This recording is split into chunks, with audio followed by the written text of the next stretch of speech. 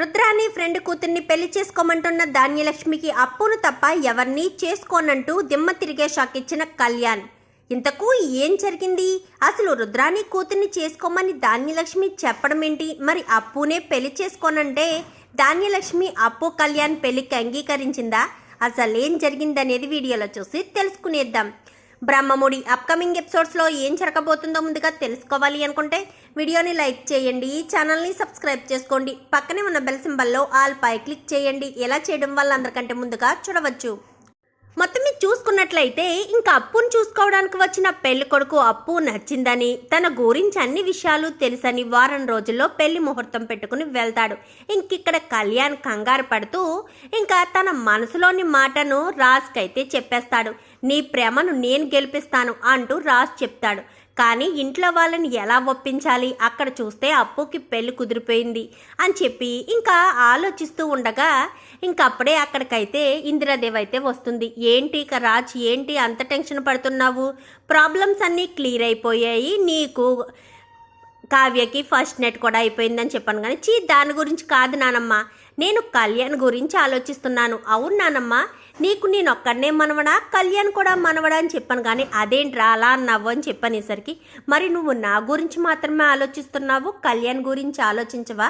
కళ్యాణ్కి పెళ్లి చేయరా ఏంటి అని చెప్పాను. కానీ ఇప్పుడే కదరా వాడు అనామిక బాధలోంచి బయటపడుతున్నాడు, ఇప్పుడు మళ్ళీ పెళ్ళంటే అని చెప్పాను. కానీ కంగారు పడాలి నానమ్మ, ఎందుకంటే నీ మనవడు ప్రేమలో పడ్డాడు కాబట్టి అని చెప్పినసరికి, మళ్ళీ ప్రేమలో పడ్డాడా? ఎవరిని పెళ్లి చేసుకుంటున్నాడు, ఎవరిని ప్రేమిస్తున్నాడు రా అని చెప్పాను. కానీ ఎవరిని మొగరాయిళ్ళ ఉన్న ఆడపిల్లని అని చెప్పనేసరికి అర్థం కాలేదురా అని చెప్పాను. కానీ ఇంకెవరిని, నీ మనవరాళ్ళిద్దరూ పెళ్లి చూపుల కోసం వెళ్ళారు కదా, అప్పునే ప్రేమిస్తున్నాడంట అని చెప్పాను. కానీ అప్పును ప్రేమించడం ఏంట్రా? అప్పును ప్రేమిస్తే ఇంకేమైనా ఉందా? ధాన్యలక్ష్మి పడనిస్తుందా అని చెప్పనేసరికి ఇంకా రాజు అయితే తప్పదు నానమ్మ, ఖచ్చితంగా పడనివ్వాలి. ఎందుకంటే కళ్యాణ్ సంతోషమే కదా మనం ముఖ్యం. కళ్యాణ్ సంతోషం కోసం ఏదైనా చేయాలి, ఎవరినైనా ఒప్పించాలి అని చెప్పి ఇంకిద్దరు మాట్లాడుకుంటూ ఉండగా ఇంకప్పుడే స్వప్న, కావ్య ఇద్దరు కూడా వస్తారు. చాలా సంతోషంగా అయితే వస్తారు. ఏంటి ఇద్దరు అంత సంతోషంగా ఉన్నారు, పెళ్లి చూపులు సక్సెస్ అయిపోయాయా అని చెప్పాను. కానీ అయిపోయాయి అమ్మమ్మ గారు, వచ్చి వారమే పెళ్ళి అని చెప్పాను. కానీ ఆ మాట వినడంతో కళ్యాణ్ ఇంకా గదిలోకి వెళ్ళిపోతాడు. అదంతా కూడా రాజు, ఇటు ఇందిరాదేవి ఇద్దరు కూడా చూస్తారు. ఇంకా అలా చూస్తూ ఉండేసరికి ఇంకా కళ్యాణ్ దగ్గరికి అయితే రాజు వెళ్తాడు. నువ్వు టెన్షన్ పడకరా, నేను మీ అమ్మని ఒప్పిస్తానని చెప్తున్నాను కదా అని చెప్పాను. కానీ ఏంటన్నయ్య అక్కడ ఖాయమైపోయిందంట కూడా కదా అని చెప్పనేసరికి, నువ్వేం టెన్షన్ పడకు అని చెప్పి మాట్లాడుతూ ఉండగానే ఇంకీలోపు కళ్యాణ్ అంటూ కళ్యాణ్ అయితే ధాన్యలక్ష్మి పిలుస్తుంది. ఎందుకంటే అప్పటికే రుద్రాని ధాన్యలక్ష్మి దగ్గరికి వెళ్ళడం, తనకు ఒక ఫ్రెండ్ ఉందని, ఆ ఫ్రెండ్ కూతురికి కళ్యాణ్ గురించి అన్ని విషయాలు చెప్పానని, కళ్యాణ్ని వాళ్ళు పెళ్లి చేసుకోవడానికి ఆ అమ్మాయి కూడా అంగీకరించిందని ఇంకా ధాన్యలక్ష్మికి అయితే రుద్రాని చెప్తుంది. ఇప్పుడు వాడు పెళ్లి చేసుకుంటాడా రుద్రాని అని చెప్పాను. కానీ ఎందుకు చేసుకోడు ధాన్యలక్ష్మి, నువ్వు చెప్తే ఖచ్చితంగా చేసుకుంటాడు. ఒక్కసారి వాడు ప్రేమించిన అమ్మాయిని ఇచ్చి పెళ్లి చేయడం వల్లే కదా ఇన్ని ప్రాబ్లమ్స్ వచ్చాయి. అందుకే ఈసారి నువ్వు చూసి వాడికి పెళ్లి చెయ్యి అని చెప్పి రుద్రాని చెప్పిన మాటలకి కళ్యాణ్ అయితే పిలుస్తుంది. ఏంటి ఎందుకు కళ్యాణ్ని పిలుస్తున్నావు అంటూ అపర్ణ మాట్లాడేసరికి, ఏమీ లేదక్క, అది కళ్యాణ్కి పెళ్లి చేయాలి కదా, అక్కడ అప్పు కూడా పెళ్లి జరిగిపోతుందంట, అందుకని కళ్యాణ్కి కూడా పెళ్లి చేద్దామని అని చెప్పాను. కానీ ఇంక ఈలోపు కళ్యాణ్ రాజు వస్తారు. ఏంటి పిన్ని, అప్పుకి పెళ్లి జరుగుతుందని కళ్యాణ్కి పెళ్లి చేస్తానంటున్నావా, లేక కళ్యాణ్కి పెళ్లి చేయాలనా అని చెప్పాను. కానీ అలాగేం కాదు రాజ్, ఎలాగైనా కళ్యాణ్కి పెళ్లి చేయాలి కదా, పెళ్లి చేయకుండా ఇంట్లోనే ఎన్ని రోజులు ఒంటరిగా బాధపడతాడు.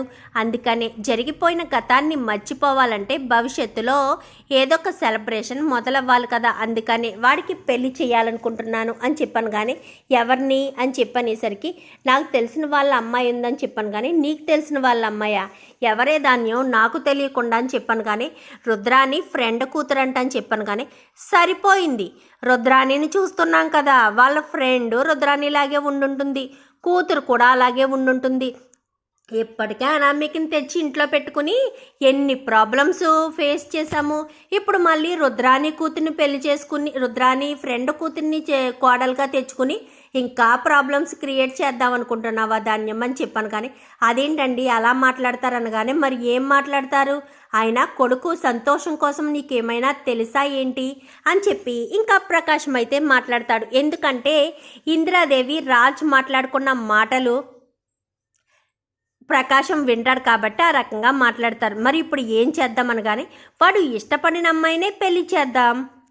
ఇష్టపడిన అమ్మాయి ఒకసారి అలానే కదా చేశాము అని చెప్పాను. కానీ ఒక్కసారి ఏదో జరిగింది పిన్ని, ప్రతిసారి అలా ఎందుకు జరుగుతుంది అని చెప్పనేసరికి ఇంకా అప్పుడే కళ్యాణ్ అయితే నాకు ఇష్టం లేదు, నేను పెళ్లి చేసుకోను అని చెప్పాను. కానీ ఇంకా ధాన్యలక్ష్మి వెంటనే ఎందుకు చేసుకోవరా అని చెప్పనేసరికి నేను అప్పుని తప్ప ఎవరిని పెళ్లి చేసుకోను అని చెప్పంటాడు.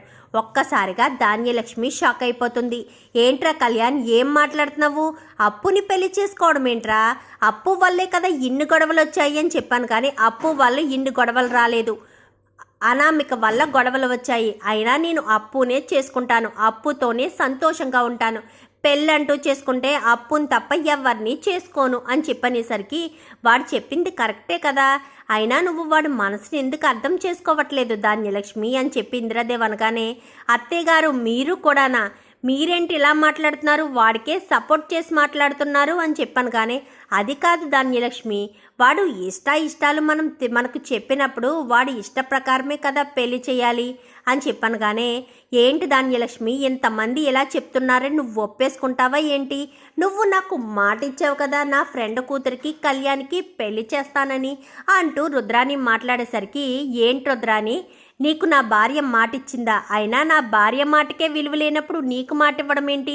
అయినా నా కొడుకు పెళ్ళి నాకు ఇష్టం వచ్చినట్టు చేస్తాను, ఈసారి అసలు ధాన్యలక్ష్మి మాట పడనివ్వను అని చెప్పి ప్రకాశం అనగానే ఇంకా ధాన్యలక్ష్మి అయితే ఏంటండి నా మాట పడనివ్వనని చెప్తున్నారేంటి అని చెప్పాను. కానీ ఇంకా ఇందిరాదేవి ఇంకేం మాట్లాడొద్దు, కళ్యాణ్కి అప్పుకి పెళ్లి చేద్దామని చెప్పాను. కానీ ఏంటి మీరంతా ఎలా మాట్లాడుకుంటున్నారు, అక్కడ అప్పుకి ఆల్రెడీ పెళ్లి కుదిరిపోయింది, వచ్చే వారమే పెళ్ళి, మరి మీరు ఇప్పుడేంటి అప్పుకి కళ్యాణ్కి పెళ్లి చేస్తానని మాట్లాడుతున్నారు అంటూ ఇంకా స్వప్న మాట్లాడేసరికి ఇంకా రాజ్ అయితే ఏంటి స్వప్న పెళ్లి పేట మీద ఉన్న పెళ్ళిళ్ళే ఆగిపోతున్నాయి, వచ్చే వారం కదా పెళ్ళి, ఈలోపు మనమే తాంబూలాలు పట్టుకుని వెళ్ళిపోదాము, ఏమంటావు పిన్ని అని చెప్పాను. కానీ నాకు ఇష్టం లేదు రాజ్ అని చెప్పాను. కానీ చూడమ్మా నీకు ఇష్టం ఉన్నా లేకపోయినా కానీ నేను పెళ్ళంటూ చేసుకుంటే అప్పును తప్ప ఎవరిని చేసుకోను, నేను సంతోషంగా ఉండాలని నువ్వు కోరుకుంటే మాత్రం అప్పునే ఇచ్చి నాకు పెళ్లి చేయి, లేదంటే ఇంక ఈ జన్మకి ఇలానే ఇంట్లో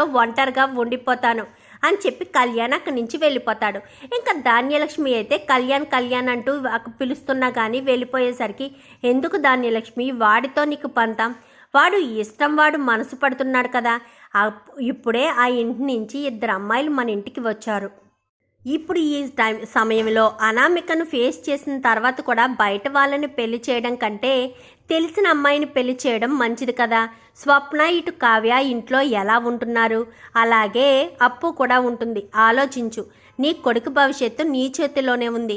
నేను ఇన్ని రోజులు రాజ్ కావ్యాల గురించి ఆలోచించకుండా వాళ్ళిద్దరూ దూరంగా ఉండేటట్టుగా నేను కోరుకున్నాను. కానీ వాళ్ళిద్దరూ ఇప్పుడు కలిశారు, ఇద్దరూ సంతోషంగా ఉండాలనే కోరుకుంటాను.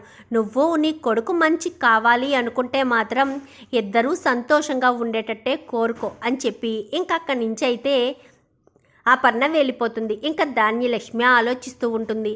ఇంకా ప్రకాశం అయితే ఏంటి ధాన్యం ఇంకా ఆలోచిస్తున్నావా, మన కొడుకు భవిష్యత్తు మన చేతుల్లోనే ఉంది.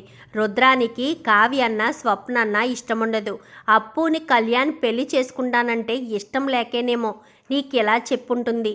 అందుకే ఇంకా రుద్రాని మాటలు వినొద్దు, రుద్రాని ఏం చెప్పినా నువ్వు చెయ్యొద్దు. ఇప్పటికే మన ఇంట్లో చాలా సమస్యలకు కారణమే రుద్రాని, ఆ విషయం ఎవ్వరికీ తెలియకపోయినా నాకు బాగా తెలుసు, అందుకనే చెప్తున్నాను. అప్పుకి కళ్యాణ్కి పెళ్లి చేద్దామే, వాళ్ళిద్దరూ సంతోషంగా ఉంటేనే కదా మనము సంతోషంగా ఉన్నది, మనకి ఉన్నది ఒకే ఒక్క కొడుకు, ఆలోచించు అని చెప్పి అక్కడి నుంచి అయితే ప్రకాశం కూడా వెళ్ళిపోతాడు. ధాన్యలక్ష్మి అయితే ఆలోచిస్తూ ఉంటుంది, మరి అనామిక కళ్యాణ్ అప్పుల పెళ్లికి ధాన్యలక్ష్మి ఒప్పుకుంటుందా లేక కావ్యరాజ్ ఇద్దరూ కలిసి ఒప్పిస్తారా, మరి రుద్రాని ఏదైనా అడ్డుపుల్లలు వేస్తే ఇంకా రుద్రానికి సరిగ్గా సమాధానం చెప్పడానికి ధాన్యలక్ష్మి సిద్ధపడుతుందా? అసలు ఏం జరగబోతుంది అనేది రాబోయే ఎపిసోడ్స్లో చూసి తెలుసుకునేద్దాం.